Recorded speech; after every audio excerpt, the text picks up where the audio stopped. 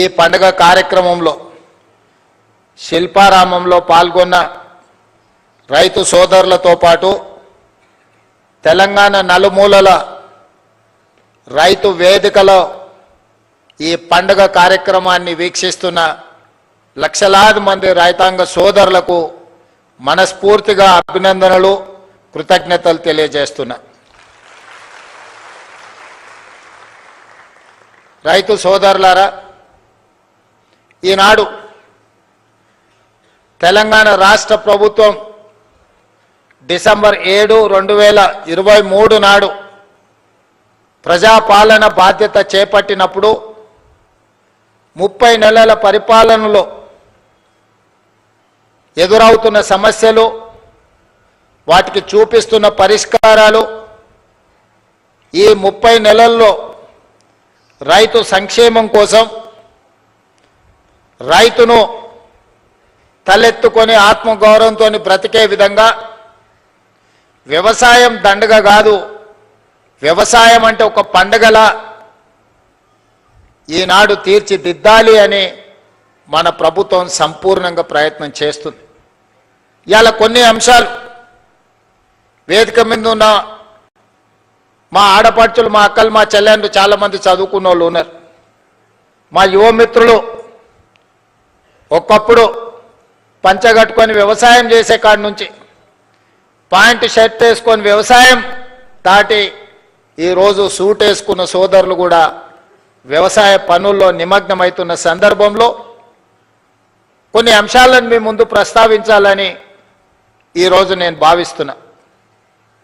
మద్రాసు నుంచి ఆంధ్రప్రదేశ్ రాష్ట్రం విడిపోయినా ఆనాడు ప్రకాశం పంతులు, బెజవాడ గోపాల్ రెడ్డి ముఖ్యమంత్రులుగా, నిజాం సర్కారు నుంచి విముక్తి కలిగిన హైదరాబాద్ రాష్ట్రానికి మొదటి ముఖ్యమంత్రిగా పాలమూరు బిడ్డ బూరుగుల రామకృష్ణారావు గారి నుంచి మొదలు పెడితే ఉమ్మడి రాష్ట్రంలో నీలం సంజీవరెడ్డి కావచ్చు, చివరి ముఖ్యమంత్రి కిరణ్ కుమార్ రెడ్డి గారు కావచ్చు, 18-19 మంది ముఖ్యమంత్రులు 1947 నుంచి 2014 వరకు 6 దశాబ్దాలు పైగా పరిపాలన సాగించి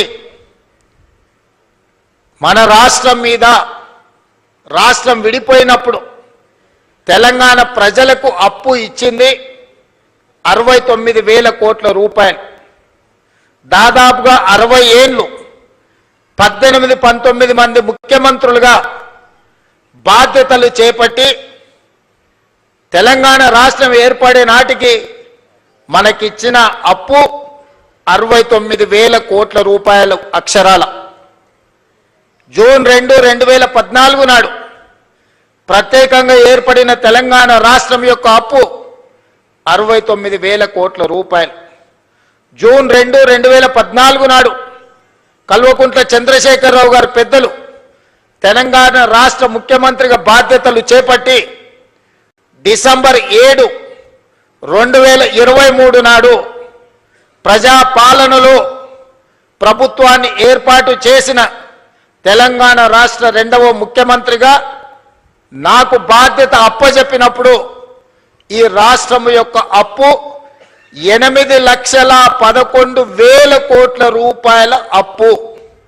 అక్షరాల 18 మంది ముఖ్యమంత్రులు దాదాపుగా 60 ఏళ్ళు 69,000 కోట్ల రూపాయల అప్పు చేస్తే కేవలం ఒకే ఒక్క కుటుంబం, కల్వకుంట్ల చంద్రశేఖరరావు గారి కుటుంబము 7 లక్షల కోట్ల పైగా అప్పు చేసి రాష్ట్ర విభజన జరిగినప్పుడు 16,000 కోట్ల రూపాయల మిగులు ధనిక రాష్ట్రంగా తెలంగాణ రాష్ట్రాన్ని శ్రీమతి సోనియా గాంధీ గారు, శ్రీ మన్మోహన్ సింగ్ గారు మనకు అప్పచెప్పితే అప్పుల ఊపిలో నిండా ముంచేసి మళ్ళీ లేవ్వడానికి కూడా అవకాశం లేకుండా మన మీద మన్ను గప్పి అప్పుల్లో నిండా ముంచి అప్పులు తప్పులు చేసి 8,11,000 కోట్ల రూపాయలతోని బాధ్యత అప్పచెప్పింది.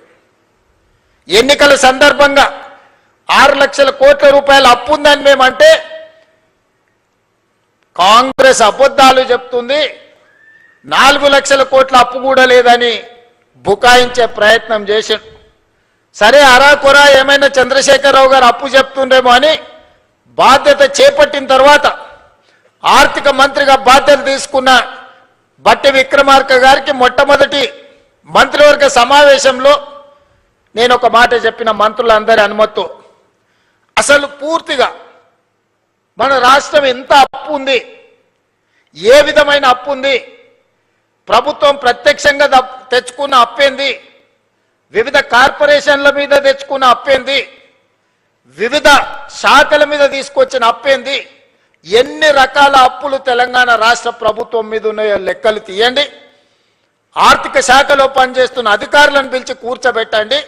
ఒక శ్వేత పత్రాన్ని శాసనసభలో ప్రవేశపెట్టి తెలంగాణ ప్రజలకు పూర్తి వివరాలు అందిద్దామని మేము ప్రయత్నం చేసినాం. ఇక తవ్వుతున్న కొద్దీ గుట్టల కొద్దీ అప్పులు బయటపడ్డాయి. అప్పులే కాదు, అందిన కాడికల్లా చేబదులు తీసుకొచ్చి 7 తారీఖున నేను బాధ్యత తీసుకొని ఆఫీస్కి వచ్చి చీఫ్ సెక్రటరీ గారిని పిలిచి ఈ నెల మీ జీతం వచ్చిందా అని అడిగిన. మా జీతం ఎక్కడిది సార్, నెల చివరికి కానీ వచ్చే పరిస్థితి లేదు, అది కూడా ఇన్స్టాల్మెంట్లలో ఇస్తున్నారు సార్. వెనకటికి ఎప్పుడో మేము టీవో ఫ్రిడ్జో కొనుక్కునేది ఇన్స్టాల్మెంట్లలో, ఇప్పుడు మా ప్రభుత్వ ఉద్యోగులకు 7 లక్షల మందికి మాకు ఇన్స్టాల్మెంట్లలో జీతాలు ఇస్తున్నారని చెప్పాడు. అదేందా ధనిక రాష్ట్రం, ప్రభుత్వ ఉద్యోగులకు కూడా జీత భత్యాలు ఇవ్వలేని పరిస్థితి అంటే ఇది ఇయ్యాలిగా సార్, ఆయళ్ళ నుంచి గిట్లనే ఉంది. మేము ప్రభుత్వ ఉద్యోగస్తులకు జీతాలు ఇవ్వలేని పరిస్థితుల్లో తెలంగాణ రాష్ట్రం ఉందని చీఫ్ సెక్రటరీ గారు చెప్పారు. ఇది వాస్తవం. అందుకే ఆ రోజు స్పష్టంగా చీఫ్ సెక్రటరీ గారికి చెప్పిన, ప్రభుత్వం అంటే యజమాని, యజమాని తన దగ్గర పనిచేసే వాడికి మొదటి తారీఖు నాడు జీతం ఇవ్వకపోతే ఆ యజమాని మీద పనివాడికి అసలు భరోసానే ఉండదు. భరోసా ఉండడమే లేకపోవడమే కాకుండా పని చెప్పాలంటే కూడా యజమానికి ధైర్యం ఉండదు. సమయానికి రమ్మని అడగాలంటే, లేకపోతే ఆఖరి వరకు ఉండాలంటే ఆయిగా నువ్వు లెస్స జీతం ఇచ్చినావు తీయవా, ఇక పొద్దునే రమ్మని అంటున్నావు. నేనేనో అప్పు చేసుకోవాలి, పాల బిల్లు కట్టాలి, పిల్లల బడి ఫీజులు కట్టాలి, ఇట్లా బియ్యం కొనుక్కోవాలి, ఇక నువ్వు ఎప్పుడో ఒకసారి ఇచ్చే జీతానికి ఇంకా పొద్దున్నే రమ్మనేది మళ్ళీ ఇదో పెద్ద పంచాయతీ అనేది అనే పరిస్థితి ఉంటుంది. అట్లా కుదరదు, అట్లా కుదరదు. కష్టమైన జీతాలు ఇవ్వాల్సిందే రిజర్వ్ బ్యాంకుతో మాట్లాడాలని మొదటి ఆదేశం ఇచ్చిన. ఇది బోను, మరి ఇంకేంది పరిస్థితి అన్న? పండ్లు, పాలు, కూరగాయలు బడి పిల్లలకు కొనుక్కున్న కూరగాయలకు కూడా, బడి పిల్లలకు కొన్న బట్టలకు కూడా పైసలు కట్టలే. అరే అమ్మ, గీ పిల్లలకు కట్టలేదని చూస్తే ఇదే కాదు, ఎక్కడ చూసినా పనులు చేసిన వాళ్ళకి పైసలు ఇవ్వలే, సర్పంచులకు బకాయి పెట్టి. చాలా మంది పాత సర్పంచులు ఉండొచ్చు, ఈడ ఉన్నారా? మీ మీ మీ టర్మ్ అయిపోయినా కూడా మీ అప్పులు 100 కోట్లు 1000 కోట్ల రూపాయలు అప్పుండేనా? సర్పంచులు ఆత్మహత్యలు చేసుకోలే. నేను వచ్చినాక మొన్ననే కదా సర్పంచులు అయింది. మరి ఈ 30 నెలల నుంచి సర్పంచులు రోడ్ల మీద ఎక్కి ధర్నాలు చేసిరు, ఎంపీటీసీలు ధర్నాలు చేసిరు, జెడ్పీటీసీలు ధర్నాలు చేసిరు, మా బిల్లులు వస్తలేవు అని. బకాయి పెట్టిందేమో బకాసూరుడు, కట్టె పాపమేమో నా మీద పడ్డది. ఇక మా సర్పంచులు అంటారు రేవంత్ రెడ్డి ఇల్లు ముట్టడి చేస్తామని. సంతోషం, రాండి, వస్తే సాయి వస్తావు, టిఫిన్ పెడతా. నేను ఎప్పుడైనా ఎవరైనా రానియలేదా? నేనేమన్నా ఫామ్ హౌజా? ఇనుప కంచెలు వేసుకొని లోపల ఉన్నానా? నేను ఎప్పుడన్నా 10 ఎకరాలలో 2000 కోట్లతోని ప్రగతి భవన్ పేరు మీద పెద్ద గడి నిర్మించుకుంటే గద్దరైన పోతే ఎర్రటెండకు 4 గంటలు గేట్ కాడ కూర్చోబెట్టారు. నేను కానీ మా బట్టన కానీ ఎవరన్నా కానీ వచ్చిన వాళ్ళందరూ లోపలి పిలిచి కూర్చోబెట్టి ఉన్నది ఉన్నట్టు చెప్తున్నాం. ఆ మధ్యలో మా అధికారులు అన్నారు, సార్ నువ్వు ఉన్నది ఉన్నట్టు చెప్పక సార్, నీకు దండం పెడతా అని. ఎందుకన్నా? అప్పు ఉంటుంది అన్నారు. నేనన్నా అప్పు ఉంటుంది అని చెప్పి నువ్వు షేర్వాన్ వేసుకొని తిరిగితే లోపల ఉన్న పరిశాని వాళ్ళకెట్టే తెలుస్తుంది? లోపల బనీన్కు బొక్కలే ఉన్నాయి, డ్రాయర్కు బొక్కలే ఉన్నాయి, అంగి లేనే లేదు. మీద షేర్వాన్ వేసుకొని నేను నవాబులని చెప్తే ఏం లాభం అయ్యా? మనం నవాబులం కాదు, చంద్రశేఖరరావు దెబ్బకు బికారులుగా మారినాం. ఈ వాస్తవం వాళ్ళంతా మనోలే, వాళ్ళకి చెప్పాలి కదా. వాళ్ళకి చెప్పకుండా మనం దాచిపెడితే క్యాన్సర్ వస్తే ఇంట్లో ఇంటామెకి చెప్పలేదు అనుకో, డాక్టర్కు ఉన్న రోగం చెప్పలేదు అనుకో, సచ్చి ఊరుకుంటాం. అవునా? అందుకే నేను చెప్పిన ఇదంతే ఏం కాదు, ఏమైతే అది అయింది, కుల్లం కుల్ల ఉన్నది ఉన్నట్టు చెప్తా, లెక్కలు చెప్తా, ఉన్నది చెప్తా, చేసేది చెప్తా, చెప్పిందే చేస్తా. ఇది అని నిర్ణయించి నేను చెప్పిన ప్రభుత్వ ఉద్యోగస్తులకు జీతాలు ఇవ్వలేని పరిస్థితి ఉంది, పిల్లలకు కాస్మెటిక్ ఛార్జెస్ ఇవ్వలేని పరిస్థితి ఉన్నది, హాస్టల్లో మెస్సు బిల్లులు కట్టే పరిస్థితి లేదు. మా అక్కలు స్వయం సహాయక సంఘాలలో ఉన్నారు, వంటలు చేస్తే వంటల పైసలు కూడా ఇచ్చలేని పరిస్థితి ఉండే. చాలా మంది మా అక్కలు ఇక్కడ ఉన్నారు, రైతు వేదికల్లో చాలా మంది ఊర్లలో బల్లె పిల్లలకు వండి పెడితే వండి పెట్టిన వాళ్ళకు కూడా మనం పైసలు ఇవ్వలేని పరిస్థితి. అప్పులు తెచ్చి వాళ్ళు కూరగాయలు మితికి తెచ్చి పిల్లలకు ఊర్లో బడికి వండి పెట్టామంటే కూరగాయలు, ఉప్పు, పప్పు, బెల్లం, చింతపండు, కోడిగుడ్డు వాళ్ళే బాకీలు తెస్తే మిత్తి కట్టలేక చచ్చిపోయారు మా అక్కలు. ఇజ్జత్ కోసం మెడలున్న బంగారం, చెవులకున్న పోగులు అమ్మి ఆ అప్పు కట్టారు. ఆ పరిస్థితి ఉండే.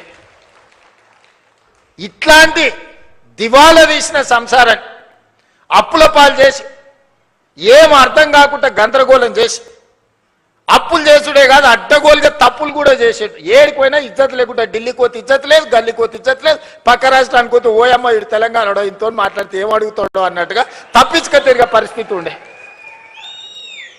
అట్లా సంసారం మొదలుపెట్టి 30 నెలల సమాజంలో గౌరవాన్ని పెంచుకుంటూ సమస్యల్ని పరిష్కరించుకుంటూ విధ్వంసం అయిపోయిన తెలంగాణ వికాసం వైపు నడిపించుకుంటూ ఒకటొకటిగా సమస్యల్ని పరిష్కరించుకుంటూ మిమ్మల్ని అందరినీ సమన్వయం చేసుకుంటూ పొద్దున్న లేతే రాత్రి వరకు మీ మధ్యలోనే ఉండి తప్పించుక తిరగకుండా ఫామ్ హౌస్లో వండుకోకుండా ఎప్పుడైనా మీ మధ్యలోనే ఉంటే ఇంకేం చేస్తారా కష్టం ఉందన్నట్టు ఓ రోజు కోపం వస్తుంది, ఇంకో రోజు అయ్యో పాపం పిల్లగాడు ఏదో తిప్పలు పడుతున్నాడా, నడువని సంసారం నడుపుతున్నాడు కదా అని అంటారు. తప్పించుకు తిరుగుతామంటారు, వీడు ఉత్త దొంగోడు ఉన్నట్టున్నాడా, ఎమ్మ దొడ్డకు రాడు, దొంగోడు కాదు అన్నట్టుంది సంసారం. ఇట్లాంటి దొంగోడు ఎట్లా ముఖ్యమంత్రి అయ్యిండా అనుకునే ప్రమాదం ఉందా? మరి అందుకే ఇయ్యాల ఏం చేసింది ప్రభుత్వం అని అడుగుతారు. నేను సూటిగా కొన్ని లెక్కలు వ్యవసాయానికి రైతుల గురించే చెప్పదలుచుకున్న, మిగతా అన్ని నేను ఈరోజు చెప్పదలుచుకోలేదు. ఎందుకంటే ఇది రైతుల పండుగ, ఇది రైతు వేదిక, ఇది శిల్పారామం కూడా ఒక రైతు వేదికగా మార్చి ఇవాళ మా వ్యవసాయ శాఖ కమిషన్ కోదండ రెడ్డి గారితో సహా మా సభ్యులందరూ ఈరోజు రైతుల కోసం మంచి ఎట్లా చేయాలన్న ఆలోచనతోని ఇవాళ వందలాది రైతు వేదికలలో ఇవాళ మనోళ్ళందరూ కూర్చొని ఉన్నారు. నేను ఇవాళ ఉన్న విషయాలు మీ ముందర చెప్పదలుచుకున్నా. మీకు చెప్పకపోతే మీరు ఊరికెళ్ళి ఊర్లో మన పాలెళ్ళకో లేకపోతే మన దగ్గర ఉన్న వ్యవసాయ మన సహచరులకు చెప్పకపోతే ఈ సమస్య అనేది ఇట్లనే జటిలంగా మారుతుంది. ఇవాళ రైతు రుణమాఫీ 25,35,000 మంది రైతులకు 20,677 కోట్ల రూపాయలు 2 లక్షల వరకు రైతు రుణమాఫీ చేసిన మాట వాస్తవం కాదా? ప్రతి ఊర్లో రైతుల వివరాలు గ్రామ సభలలో చదివి వినిపించినాం. రైతు భరోసా, ఆయన రైతు బంధు అన్నాడు.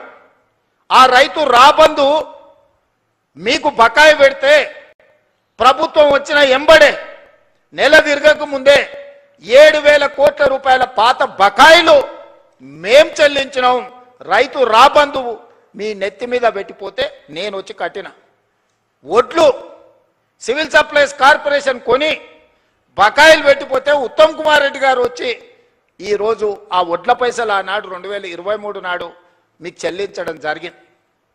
ఇవాళ రైతు భరోసా 10,000 సంవత్సరానికి వాళ్ళు ఇస్తే 12,000కు పెంచి ఇప్పటి వరకు 27,000 పైచిలుకు కోట్ల రూపాయలు మీ ఖాతాలేసి ఇవాళ మరో 9,000 కోట్ల రూపాయలు వేయడానికి మొదటి విడత 9 రోజుల్లో మీ ఖాతాలో 9,000 కోట్లు వేయడానికి దాదాపుగా రైతు భరోసా మీద ఈ విడతతో కలిపితే 36,000 కోట్ల రూపాయలు ఈరోజు రైతులకు అందించిన చరిత్ర ఈరోజు ఈ ప్రభుత్వానిది. అదేవిధంగా కాంగ్రెస్ వస్తే కరెంటు ఉండదు, కాంగ్రెస్ వస్తే రైతులకి కరెంటు కష్టాలన్నారు. ఉచిత కరెంట్ ఎవరయ్యా కనిపెట్టింది? ఈ దేశంలో ఎవరికన్నా రైతులకు ఉచిత కరెంట్ ఇవ్వాలన్న ఆలోచన వచ్చిందా?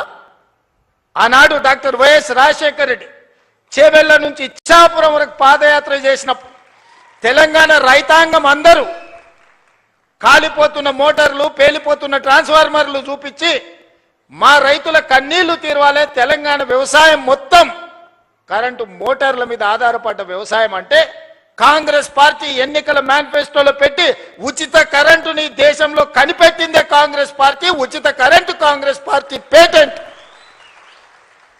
ఏ సన్నాసన్న ఉచిత కరెంటు మాది అన్నాడంటే మా అక్కలు చీపిరి కట్ట మలిపి కొడతారు. ఆ ఎల్ల చాలా మంది అన్నారు ఉచిత కరెంట్ అంటే బట్టలు ఆరేసుకోవాల్సి వస్తుందని. ఇచ్చి చూపించి రాజశేఖర రెడ్డి గారు 2004 ముఖ్యమంత్రిగా ఎల్బీ స్టేడియంలో ప్రమాణ స్వీకారం చేసినప్పుడు 7 గంటల ఉచిత కరెంటుతో పాటు వందలాది కోట్ల రూపాయలు రైతుల కరెంటు బిల్లులను రద్దు చేసి లక్షలాది మంది రైతుల మీద ఉన్న క్రిమినల్ కేసెస్ రద్దు చేసిన సంతకం, మొట్టమొదటి ఫైల్ మీద సంతకం ముఖ్యమంత్రిగా వైఎస్ రాజశేఖర రెడ్డి గారు కాంగ్రెస్ పార్టీ 2004 సంవత్సరంలో సంతకం పెట్టింది కాంగ్రెస్ పార్టీ కాదా? ఇవాళ గుడ్డొచ్చంట కోడిని బెదిరించిందంట. ఈడెవడో వచ్చి మేమిచ్చిన ఉచిత కరెంటుకు నీ ఖాతాలో రాసుకొని కాంగ్రెస్ వస్తే కరెంటు కష్టాలన్నాడు.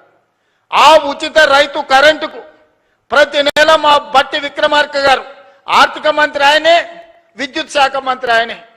ఎడమ చేత్తో ఇస్తుండు, కుడి చేత్తో తీసుకుంటూ నెలకు 1000 కోట్ల రూపాయలు ఇవాళ రైతులకు ఉచిత కరెంటు మీద 30,000 కోట్ల రూపాయలు 30 నెలల బట్టి విక్రమార్క గారు ఉచిత 24 గంటల ఉచిత విద్యుత్ కోసం రైతుల కోసం 30,000 కోట్ల రూపాయలు ఈనాటికి మనం ఖర్చు పెట్టినాం. బోనస్ కింద 4,000 కోట్లు దాదాపుగా ఉత్తమ్ కుమార్ రెడ్డి గారు ఇచ్చారు. వ్యవసాయ పనిముట్లకు ఈరోజు తుమ్మల నాగేశ్వరరావు గారు 2,000 కోట్ల రూపాయలు ఖర్చు పెట్టారు. రైతు బీమా దాదాపుగా 3,500 కోట్ల రూపాయలు రైతు బీమా కోసం ఈరోజు మనం ఖర్చు పెట్టినాం. సివిల్ సప్లైస్ కార్పొరేషన్ 10 ఏళ్లలో వాళ్ళు కొనుగోలు చేసింది ఎంత, 2.5 ఏళ్లలో మనం కొనుగోలు చేసింది ఎంత ఒక్కసారి లెక్క పెట్టుర్రి. 10 ఏళ్లలో వాళ్ళు కొన్నది మొత్తం 1,68,000 కోట్లు అనుకుంటే ఖాళీ 2.5 ఏళ్లలో ఉత్తమ్ కుమార్ రెడ్డి గారు 80,000 కోట్ల రూపాయలు పైగా సివిల్ సప్లైస్ కార్పొరేషన్ నుంచి వడ్లు కొనుగోలు చేసి రైతులకు ఈరోజు రైతులకు ఇచ్చాడు. ఇట్లా లెక్కలేస్తే 30 నెలల దాదాపుగా 1,75,000 కోట్ల రూపాయలు ఈ ప్రభుత్వం రైతాంగం కోసం ఖర్చు పెట్టింది. సరాసరి ప్రతి నెల 6,000 కోట్ల రూపాయలు రైతుల కోసం మేం ఖర్చు పెడితే మీరు 2,500 కోట్ల రూపాయలు కూడా ఖర్చు పెట్టలేరు. మరి వ్యవసాయానికి మేం పండుగ చేసినామా, మీరు చేసిరా? ఇవాళ ఊర్లలో తిరిగి ఈరోజు రైతులను క్షమించే సభ పెట్టమని తాటి చెట్టులు ఎక్కువ అయ్యాడు కానీ తలకాయ లేనట్టుంది చెప్తా ఉన్నాడు. చెట్టులు ఎక్కువ ఎరిగితే సరిపోదు, అందులో ఆవగించనంత గుజ్జు ఉండాలని పెద్దలు చెప్పారు. అందుకే ఇవాళ ఏ విషయంలో అయినా మీరు చర్చకు సిద్ధమా, వస్తాడా అసెంబ్లీకి? రైతుల గురించే ప్రత్యేకంగా అసెంబ్లీ సమావేశాలు ఏర్పాటు చేద్దాం.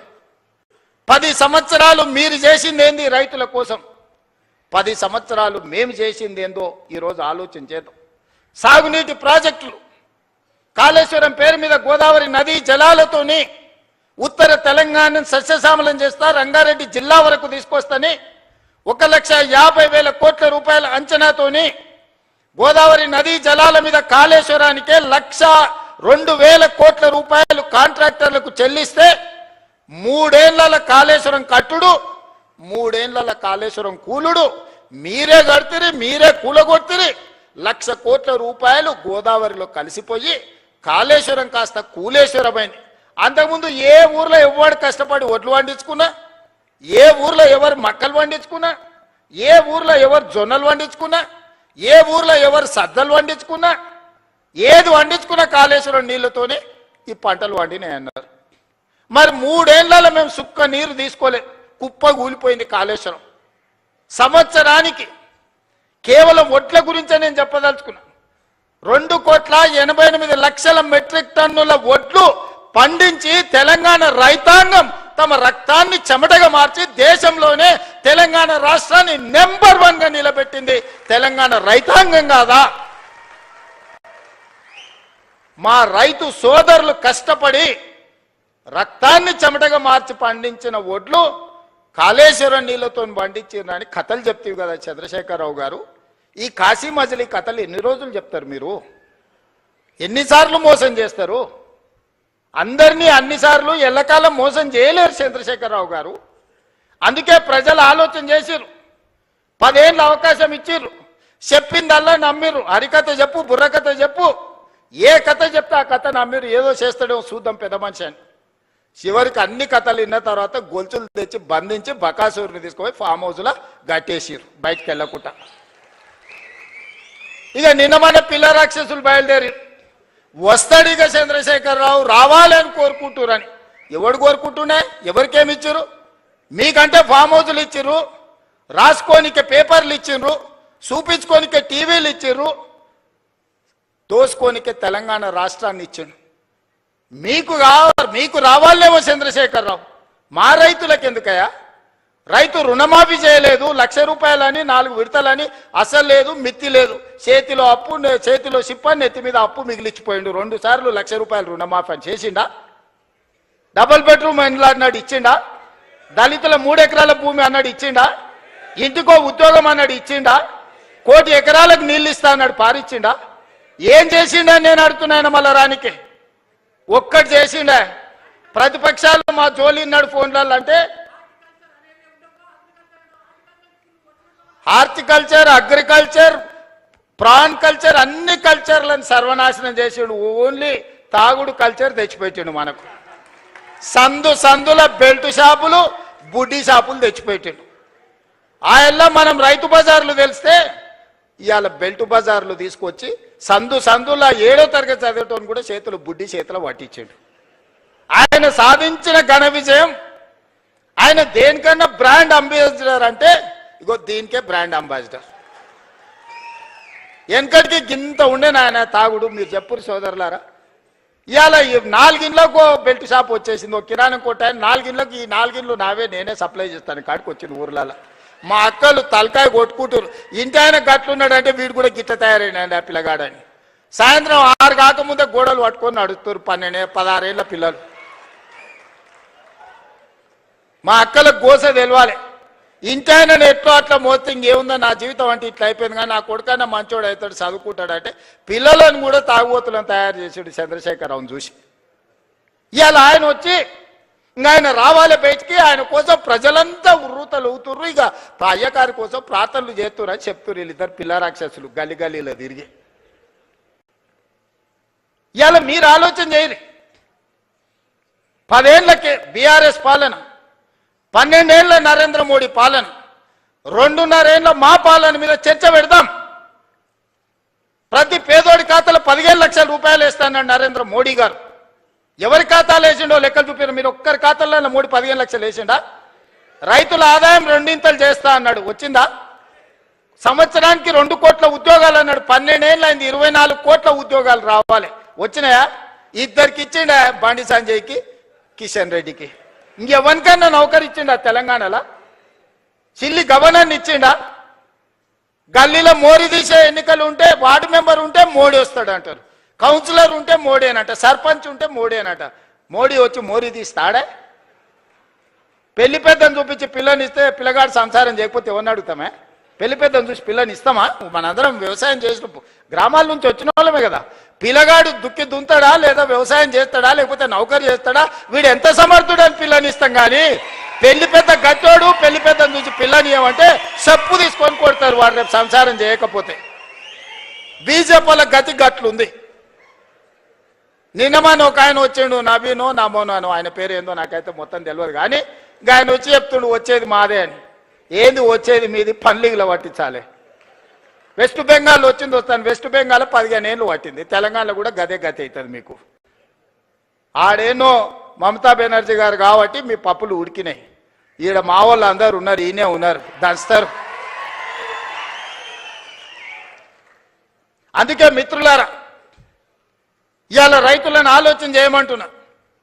8,11,000 కోట్ల రూపాయల అప్పు నుంచి, నెల జీతాలు ఇవ్వలేని పరిస్థితి నుంచి ఒకటొకటిగా 8,000 కోట్ల రూపాయలు రిటైర్మెంట్ బెనిఫిట్స్ ప్రభుత్వ ఉద్యోగస్తులకు బకాయిలు పెట్టి 58 ఏళ్ల రిటైర్మెంట్ వయస్సును వాళ్లకు బెనిఫిట్స్ ఇవ్వాల్సి వస్తుందని 61 ఏళ్లకు పెంచితే 2024 నుంచి ప్రతి నెల 1000 మంది రిటైర్ అయ్యి 1000 కోట్లు నాకు అదనంగా రిటైర్మెంట్ బెనిఫిట్స్ ఇవ్వాల్సి వచ్చింది.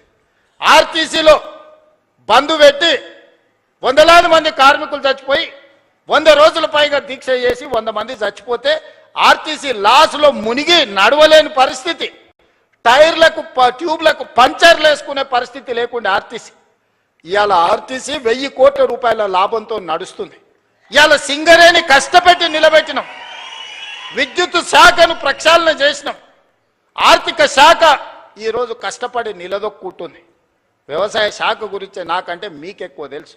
రెవెన్యూ శాఖ ధరణి పేరు మీద ఘడీల కోసం గులాంగిరి చేసే వ్యవస్థను తీసుకొస్తే ధరణిని బంగాళాఖాతంలో వేసి భూభారతి తీసుకొచ్చి ఈరోజు మీ సమస్యల్ని ఈ ప్రభుత్వం పరిష్కరిస్తలేదా? మా అక్కలు ఈయనే ఉన్నారు. ఆ ఎల్ల అమ్మగారింటికి పోవాలన్నా, అమ్మవారిని దర్శించుకోవాలంటే అయితే ఇంటి ఆయనను అడగాలి, లేకపోతే పిల్లల్ని అడగాలి. బస్కిరాయి బిడ్డ అమ్మని చూసి వస్తా అంటే ఇప్పుడు నువ్వు ఏముందమ్మా నీకు దసరాకు వదువుగా అని అనేటోళ్ళు ఉగాదికి అడిగితే, ఇవాళ ఇంటాయన బాయికాడుకోతే అక్క బస్ ఎక్కి చక్క పోయి అమ్మని చూసి మళ్ళీ వచ్చి ఎప్పటిలాగా వంట వండుకుంటా ఈటీవీ మా టీవీ సీరియల్ చూస్తుంది. అక్కలారా మీరు చెప్పండి, మీ తమ్ముడు ముఖ్యమంత్రి అయినప్పటి నుంచి ఎవరన్నా మిమ్మల్ని ఒక్క పైసనన్నా బస్కిరా అడిగినరా? అక్క ఒట్టేసి చెప్పురి, ఏడికన్నా ఎవరన్నా అడిగిర్రా? ఉచితంగా బస్సు ఇవ్వలే అక్క మీకు అందరికీ? 11,000 కోట్ల రూపాయలు మీ తరఫున ఆర్టీసీకి నేను కడితే ఇవాళ 1000 కోట్ల రూపాయల లాభంతో ఆర్టీసీ నిలబడ్డది. మా అక్కల్ని అందరినీ ఆర్టీసీ బస్సులో మారానులాగా పోతుంటే ఆటో వాళ్ళని రెచ్చగొట్టి ఆర్టీసీ ఆడబిడ్డలకు బంధు పెట్టురని ఆటో డ్రైవర్లను తీసుకొచ్చి మీ మీద ధర్నా చేయించాం. ఇరుగుతుందని చెప్పిన ధర్నా చేయించినోనికి మా అక్కల దగ్గరకు పోయారంటే ఇరుగుతుంది, దేశాలు ఏ కూర మూసుకొని ఇంటికి పోరానంటే అందరు ఎక్కడోళ్ళు అక్కడ పోయారు. అట్లా మా అక్కల్ని ఉచితంగా బస్సులో పోతురని అవమానకరంగా చూస్తుంటే 1000 బస్సులు కొనిచ్చి 1000 బస్సులకు యజమానులకు మా మహిళా సంఘాలను చేసి యజమానులను చేసిన మా అక్కలు ఇవాళ 1000 బస్సులకు యజమానులు. ఎవరో దాన ధర్మం మీద బస్సులో ఉచితంగా తీసుకపోతే ప్రయాణం చేసేటోళ్ళు కాదు, 1000 బస్సులకు యజమానులు చేసిన. సోలార్ విద్యుత్ అంటే అదాని అంబానీ అంటే 1000 మెగావాట్ల సోలార్ విద్యుత్ మా ఆడబిడ్డలకు ఇచ్చి ఈరోజు విద్యుత్ ఉత్పత్తి చేసే పెట్టించి ఈరోజు బట్టిగారితో ఒప్పందం చేపించి ఇవాళ మా అక్కలకు అందరికీ సోలార్ విద్యుత్ ఉత్పత్తి చేసే యజమానులను చేపించిన. పెట్రోల్ బంకులు రిలయన్స్ నడుపుతుందంటే నారాయణపేట నుంచి ఈరోజు సంఘాలకు పెట్రోల్ బంకులు ఇప్పించి పెట్రోల్ బంకు యజమానులను మా అక్కలను చేయలేదా? రిలయన్స్తో పోటీ పడే విధంగా మా అక్కలు ఇన్నే ఉంది కదా చెప్పమను. ఇవాళ శిల్పారామం హైటెక్ సిటీ అంటే అన్ని ఐటీ కంపెనీలు, విప్రో, మైక్రోసాఫ్ట్, లేకపోతే పెద్ద పెద్ద కంపెనీలని. ఎప్పుడన్నా మా అక్కలకి పక్కనే 3.5 ఎకరాలు ఉందయా 1000 కోట్లది. ఒకసారి ఇందిరా మహిళా శక్తి స్టాల్స్ అని దీని పక్కనే గోడ కూడా మొత్తం లేదు, పోత చూసిపోరు. 1000 కోట్ల రూపాయలతోని మా అక్కలు తయారు చేసిన వస్తువులు అమ్ముకోనికి హైటెక్ సిటీ పక్కన 1000 కోట్లు 150 షాపులు మా అక్కలు ఉత్పత్తి చేస్తే గ్రామాలలో ఉత్పత్తి చేసే వస్తువులను ప్రపంచానికే గర్వంగా ఇక్కడ పెట్టి ఇలా మా అక్కలకు హైటెక్ సిటీ పక్కన 1000 కోట్ల భూమి నేనిచ్చిన 1000 కోట్లు 8,000 గ్రామ సంఘాల కోసం మీటింగుల కోసం ఒక్కటేసారి మొన్న టెంకాయ కొట్టి ప్రారంభించిన. జిల్లా కేంద్రాలు తొందరలోనే 23 జిల్లాల వాళ్ళ మహిళా సంఘాలకు జిల్లా కార్యాలయాలు ఈరోజు కట్టిస్తున్నాం. ఇందుకోసం మేము పోవాలన్నా? పిల్లల ఫీజు రీఎంబర్స్మెంట్ పరిష్కరించి ఒక పద్ధతి పట్టుకొచ్చినందుకు వాళ్ళ తెలంగాణ ఉద్యమమే నిరుద్యోగ సమస్య కదా. ఓ శ్రీకాంతాచారి, ఓ కానిస్టేబుల్ కిష్టయ్య, ఓ ఈశాన్ రెడ్డి, ఓ వేణుగోపాల్ రెడ్డి, ఓ సురేష్ నాయక్, ఓ కవితా నాయక్, ఈ పిల్లలందరూ దేనికోసం చచ్చిపోయినరు? మేము అమరులమైనా సరే ఉస్మానియా యూనివర్సిటీ గేటును దాన్ని పెట్రోల్ పోసుకొని తగలబెట్టుకున్న యాదయ్య దేనికోసం చనిపోయిండు? యాదిరెడ్డి ఎర్రకోట ముందల చెట్టుకు ఉరేసుకొని దేనికోసం ప్రాణత్యాగం చేసిండు? శాశ్వతంగా ఈ తెలంగాణను పట్టి పీడిస్తున్న ఉద్యోగ సమస్య, నిరుద్యోగ సమస్యను పరిష్కరించడానికి వందలాది మంది ఆత్మ బలిదానాలు చేసుకుంటే దుర్మార్గుడా నువ్వు ముఖ్యమంత్రి అయి నువ్వు, నీ కొడుకు, నీ అల్లుడు, నీ బిడ్డ, నీ సడ్డకుని కొడుకు ఉద్యోగాలు ఇచ్చుకున్నావు. కానీ మా నిరుద్యోగ యువకులకు పరీక్షలు పెడితే పేపర్లు పల్లి బఠానీలాగా జిరాక్స్ సెంటర్లలో అమ్ముకున్న దుర్మార్గుడా, నీ ప్రక్షాళన చేసి 70,000 ఉద్యోగాలు 30 నెలలు ఇచ్చింది నేను కాదా? ఆడ ఈడ కాదు, గ్రూప్ 1 ఈడి నుంచే 562 మందికి ఈ నుంచే ఉద్యోగ నియామక పత్రాలు ఇచ్చిన. పుల్లలు పెట్టి కేసులు పెడితే సుప్రీంకోర్టు వరకు పోయి కొట్లాడి 562 మంది పేదోళ్ళ బిడ్డల్ని కాపాడి ఇవాళ గ్రూప్ 1 అధికారులను చేసిన. గ్రూప్ 2లో 1100 మందిని చేసిన. గ్రూప్ 3, గ్రూప్ 4 టీచర్స్, డాక్టర్స్ అన్ని డిపార్ట్మెంట్లలో ఆర్ఎండ్బి, యుఎన్సి ప్రతి డిపార్ట్మెంట్లో అగ్రికల్చర్ నుంచి ఇరిగేషన్ వరకు ఎడ్యుకేషన్ నుంచి ప్రతి డిపార్ట్మెంట్లో 70,000 ఉద్యోగ ఖాళీలను భర్తీ చేసి వాళ్ళందరూ కూడా మొదటి తారీఖు నాడే జీతాలు ఇస్తున్నాం కదా. ఇది కాదా ప్రజాపాలన? ప్రజలు ఎన్నుకున్న ప్రభుత్వం ఇది కాదా? 5 ఏళ్ల కోసం ప్రజలు ఎన్నుకుంటే నువ్వు రాజీనామా చేయి, నువ్వు దిగిపో. నీ అయ్యా జాగీరా దిగిపోనికే. మీ తాతల గడి అనుకుంటున్నావా? గడి ముందల లేకపోతే మేమేమన్నా బానిసలం అనుకుంటున్నావా? ఏమనుకుంటున్నావు? బిడ్డ దుక్కి దున్నే చేతులు ఇవన్నీ ఉన్నాయి. నువ్వు అనుకుంటున్నావేమో మళ్ళా రావాలి, వస్తాడు, తిరుగుతాడు అని. వస్తే ఏమిస్తాడు? ఏమి చేయడు? మీరు ఆలోచన చేయండి సోదరులారా. రైతు రుణమాఫీ చేయడు, రైతు భరోసా ఇవ్వడు, నిరుద్యోగ సమస్య తీర్చడు, పండించిన పంట కొనడు. ఊరేసుకుంటే ఊరేసుకున్నట్టే అని చెప్పినోడు ఇవాళ 2,88,00,000 మెట్రిక్ టన్నుల ఉత్పత్తిని చేయటమే కాకుండా అన్ని ఒడ్లు ఉత్తమ్ కుమార్ రెడ్డి గారు కొని చూపించిండు. అట్లా చెప్పినోడు ఆయన ఫామ్ హౌస్లో 100 ఎకరాల వరి పండించుకుంటే 4,200 క్వింటాలు అమ్ముకున్నాడయా. మనకు 2,000 దిక్కు లేదు, ఆయనకు 4,200 ఏమో వడ్ల బదులు బంగారం పండిస్తున్నాడే ఫామ్ హౌస్లో. ఏమైనా గంజాయి పండిస్తున్నాయి, ఎటకెళ్ళి వస్తాయి? అంటే అధికారం ఉంది కదా అని నీ భూమిలో పండించిన పంటకు 4,200 కంపెనీలను వంగబెట్టి గుంజుకొని నువ్వా? ఆయన చేయగలిగింది ఒక్కటే. మళ్ళీ వచ్చిందంటే మీరు భార్యాభర్తలు మాట్లాడుకున్నా మీ ఫోన్లు ఇనుడు తప్ప ఇంకో పని చేయడు. ఫామ్ హౌస్లు ఎందుకుంటాడు? రాజకీయ నాయకులే విన్నాడంటే అర్థం ఉంది, అధికారుల ఫోన్లు విన్నాడంటే, నిఘా పెట్టిండంటే అర్థం ఉంది. పడనోళ్ళ గురించే దాన్ని విన్నాడంటే సరే ఏదో పడదు కాబట్టి విన్నాడని. అరే పిల్ల మొగులు మాట్లాడుకునేది వినే సిగ్గులేనోడు ఎవడని ఉంటాడా? ఏం బతికే అది బతక? అది కూడా బతికేనా? ఆఖరికి కన్న బిడ్డ కూడా చెప్పాను, నేను నా మొగుడు మాట్లాడుకున్నది కూడా ఈ దుర్మార్గులు విన్నారు అని చెప్పిందా లేదా? నేను కదా ఆయన సొంత బిడ్డనే చెప్పిందా? ఇంకెందుకే సిగ్గులేని బతుకు బాయిల దుంకి సావక? ఇంతకంటే సిగ్గులేని బతికేదాన్ని ఉంటుందా? ప్రతిపక్షాల వింటివి, అధికారుల ఫోన్లు వింటివి, పడనోళ్ళ వింటివి, పక్క రాష్ట్రాల్లో వింటివి, ఆఖరికి ఆలుమొగలు మాట్లాడుకుంటూ కూడా వాళ్ళ ఫోన్లు విని నీ పైశాచిక ఆనందం ఏందని నేను అడుగుతున్నా. అందుకోసం ఆయన మళ్ళా రావాలనా? పాపాల భైరవుడు అంట ఫామ్ హౌస్లు ఉన్నాడంట, మళ్ళీ రావాలనంట. ఆయన కోసం అంట మన అందరం ఎదురు చూస్తున్నామంట. ఇది వీళ్ళ జాతి, వీళ్ళ నీతి. అందుకే మిత్రులారా, ఏది ఉన్నా ఉన్నది ఉన్నట్టు చెప్తా, చెప్పిందే చేస్తా, చేసిందే చెప్తా, కాకపోతే కాదని చెప్తా. ఓ పూట మీకు నచ్చకపోయినా ఉన్నది ఉన్నట్టు చెప్పిండు ఆ పిల్లగాడని అంటారు. నాకేం గొప్ప కిరీటాలు పెట్టుకోవాలని లేదు, వజ్ర వైదూర్యాలు సంపాదించుకోవాలని ఆలోచన లేదు. ఈ పిల్లగాడు ఏదన్నా ఉంటే ఉన్నది ఉన్నట్టు కుండ బలగొట్టినట్టు చెప్తాడా అని మీరు అనుకుంటే చాలే. పదవి ఎంతకాలం ఉంటే ఉంటుంది, పోతే పోతుంది. పదవి ఎవరికి శాశ్వతం? ఇందిరమ్మకే శాశ్వతం కాలే, ఇందిరమ్మకే పదవి శాశ్వతం కాలే, ఎన్టీఆర్కు పదవి శాశ్వతం కాలే, రాజశేఖర రెడ్డికి పదవి శాశ్వతం కాలే. నాకు కూడా పదవి శాశ్వతం కాదు, మాటనే శాశ్వతం. మాట మాట్లాడితే నిలబడతాడు, మాట కోసం ఎంతకైనా నిలబడతాడు అనే పేరు కోసమే ఈ ప్రయత్నం అంతా. అబద్ధాల పునాదుల మీద ఈ ప్రభుత్వాన్ని నడపను. మీకు అబద్ధాలు చెప్పి మిమ్మల్ని నమ్మించే ప్రయత్నం చేయను. ఏమున్నదో అదే చెప్తా, ఏం చెప్పినో అదే చేస్తా. సోదరులారా, తెలంగాణ రైతాంగానికి నా విజ్ఞప్తి ఒక్కటే, వ్యవసాయాన్ని ఈరోజు కాలం మారింది, కాలానికి తగ్గట్టుగా మన నైపుణ్యం పెంచుకోవాలి. ఈసారి వర్షాలు పడవు, శాస్త్రవేత్తలు చెప్తారు. ఎలీనో వచ్చింది, నీళ్లు తక్కువ ఉంటాయి, వర్షాభావం పరిస్థితి ఉంటుంది, వర్షాల మీద నీళ్ళ మీద ఆధారపడ్డ పంటలు వేయకండి అని శాస్త్రవేత్తలు చెప్పారు. నేను గదే చెప్పిన. ఇక చూసినావా రేవంత్ రెడ్డి రైతులకు పంగనామం పెడుతున్నాను. అరే పంకమాలనోడా, వాన పడదురా అని నేను చెప్తున్నా. వాన పడకపోతే నీళ్లు రాకపోతే కాలువలు వారకపోతే వరి ఎట్లా వండుతుంది? కొంత తక్కువ చేయండి, తక్కువ నీళ్లతో వండే పంటలు వండించురు అని చెప్పిన. ఇది తప్ప.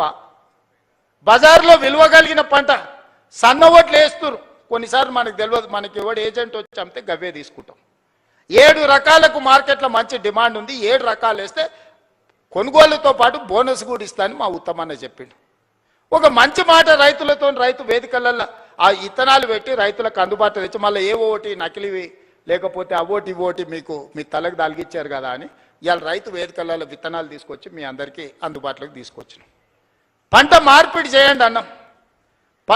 అవసరమైన ఇత్తనాలు మీ దగ్గరికి తీసుకొచ్చి రైతులకు కష్ట సుఖాలు మేం చెప్తుంటే తప్పుడు ప్రచారం, నోరు తెరిస్తే అబద్ధం.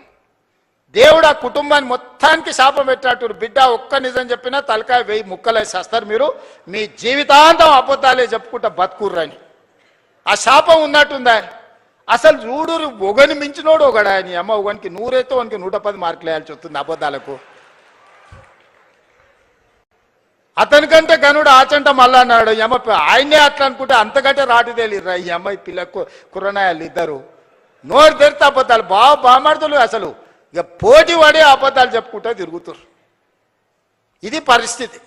అందుకే ఇవాళ వాళ్ళు ఊరూరు తిరగని, గల్లి గల్లి తిరగని, వాళ్ళ బుద్ధి మారినంత వరకు దేవుడు వాళ్ళని క్షమించడు. బుద్ధి చక్కగా ఉంటే అన్నీ చక్కగా ఉంటాయి. నోరు మంచిదైతే ఊరు మంచిది అన్నారు, అవునా? ఏమక్క?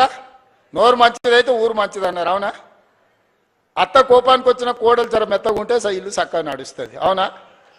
మీరు అందరు ఏదైనా కోప్పడ్డా నేనేమంటానే, మా వాళ్ళే కదనే, మరి బాధ్యత ఇచ్చినప్పుడు ఓసారి కోపం అవుతుంది. ఇంటి పెద్ద మనిషి దసరా పండుగకు అందరికి బట్టలు తెచ్చినా ఈ కలర్ నాకు నచ్చలేదు అంటారు కోడలు అత్త తెస్తే, అవునా? ఉంటాయి ఇవన్నీ సమస్యలు. గంతెందుక మా అక్కల్ని అడగదలుచుకున్నా. బతుకమ్మ సీరియల్ యాడ్ ఉండే అక్క, వాళ్ళు ఇచ్చినాడు బతుకమ్మ సీరియల్ అయితే జొన్నసేన కాడ పిట్టలకు భయపడనికే కట్టేది. ఇవాళ మనం ఇచ్చిన ఇందిరమ్మ సీరియల్కో మా అక్క మా పెద్దమ్మ మంచిగా కట్టుకొని వచ్చింది. పండుగ నాడు మా తమ్ముడు ఉన్నట్టున్నాడు అని చెప్పి మా తమ్ముని కలుగుతా అని పండుగ పూట చీర పెడితే సారే అనుకుంటుంది పుట్టింటోళ్ళు పెడితే. ఇవాళ నేను పెట్టిన చీరలు కట్టుకొని మా అక్కలు వచ్చారు సంతోషంగా. పోయినసారి ఇప్పుడు పాలపిట్ట చీర ఇచ్చినాం, వచ్చేసారి సిల్కపచ్చ చీర ఇస్తున్నాం మా అక్కలకు మళ్ళీ తొందరలోనే. ఒక్క దాంట్లోనే వాళ్ళు దొంగతనం చేయకుండా, దోపిడీ చేయకుండా ప్రజలకు వనుకొచ్చేది ఏదైనా చేసిరా? ఏదైనా నాకు కొంత సమయం పడుతుంది. కొత్త సంసారమైనా మా అక్కలు మా తమ్ముళ్ళు ఈయనేవారు. ఇంటోళ్ళం కాదని ఇల్లు ఎడిగలు పెడితే కొంత సమయం పడుతుంది. అనే స్టవ్ కొనాలన్నా, గిన్నెలు కొనాలన్నా, ఉప్పు పప్పు ఏది కొనాలన్నా కొంత సమయం పడుతుంది. ఓ పూట అవసరమైతే అన్ని ఉన్నా వండుకోనికే కష్టమవుతుంది. లేకపోతే వండితే ఒకసారి కుదరదు, ఉపాసం పండాల్సి వస్తుంది. సంసారం సర్దుకొని పోవాలి. సంసారాన్ని బజార్లో పెట్టుకుంటే మన గౌరవమే తగ్గుద్ది. అందుకే ఇవాళ అన్ని రకాలుగా ఈ 30 నెలలు కష్టపడి కొలిక్కి తెచ్చినాం. నగదు జమ కాగానే ఎంబడే మీరు అడగకుంటేనే ఈసారి రైతు భరోసా. పోయినసారి కూడా జూన్లో 9 రోజులలో 9,000 కోట్ల రూపాయలు టక్క మీ ఖాతాలు వేసినా లేదా? ఈసారి కూడా అట్లనే వేస్తా నేను. నగదు జమ చేసినా మీకోసం అన్ని జమ చేసి పెట్టినా. ఖమ్మంలో మదిరలో పెద్ద మీటింగ్, లక్షల మంది రైతులతో చేద్దామని అన్ని ఏర్పాట్లు చేసుకుంటే వానవాడి మొత్తం వేసిందంతా పోయింది. మా బట్టాయన ఫోన్ చేసిండు, మొత్తం ఇట్లా అయింది కదా, మళ్ళీ వారం వాయిదా పెట్టేద్దామని. మీటింగ్ వారం వాయిదా పెడతాం కానీ నగదేసేది మాత్రం వాయిదా పెట్టేది లేదు. ఎంబడే శిల్పారామంలో పెట్టురని నిన్న సాయంత్రం చెప్పినా ఇవాళ పొద్దున్నే పెట్టారు. మీకు కూడా పొద్దున్నే చెప్పుంటారు, అవునా? అంతేకాదు సాయంత్రం శిల్పారామం పోవాలని ఎప్పుడు చెప్పారు మా ఈర్లపల్లి శంకర్ వీళ్ళందరూ మీకు అందరికీ. ఇవాళ చెప్పిందే కదా, 3 రోజుల ముందు అయితే మీకు తెలియదు కదా ఈడు ఉందని. మరి ఏం జనార్దనన్న 3 రోజుల ముందు అయితే తెలియదు కదా. మరి ఇవాళ పొద్దుగాలు చెప్తే సాయంత్రానికి అంతా ఏర్పాటు చేసుకున్నాం. ఎందుకంటే మన ఇల్లు చక్క పెట్టుకునే బాధ్యత మనకు ఉండాలి. మా మద్దూరు నుంచి మా కృష్ణన్న కూడా వచ్చిండు. మద్దూరు నుంచి ఇక్కడికి రావాలంటే ఇవాళ తెలిసిందే కదా. కాబట్టి అందుకే ఇవాళ ఏది కూడా ఈ ప్రభుత్వం మీది, ఈ ప్రభుత్వం మనది, ఈ ప్రభుత్వం ప్రజలది, ఈ ప్రభుత్వం మా ఆడబిడ్డలది, ఈ ప్రభుత్వం మా రైతులది, ఈ ప్రభుత్వం మా నిరుద్యోగ యువకులది. ఇది మన ప్రభుత్వం. మంచిగా చేసుకుందాం. పోలీసు నియామకాలు 5,000 పరీక్షలకు నేను ఇవాళ 5,000 ఖాళీలకు నేను నోటిఫికేషన్ ఇస్తే ఈరోజు గతంలో ఇవ్వకపోతే ధర్నాలు ఉండేటివి, ఇప్పుడు ఇస్తే ధర్నాలు చేస్తున్నారు. ఇది ఎక్కడో. గతంలో మెట్రో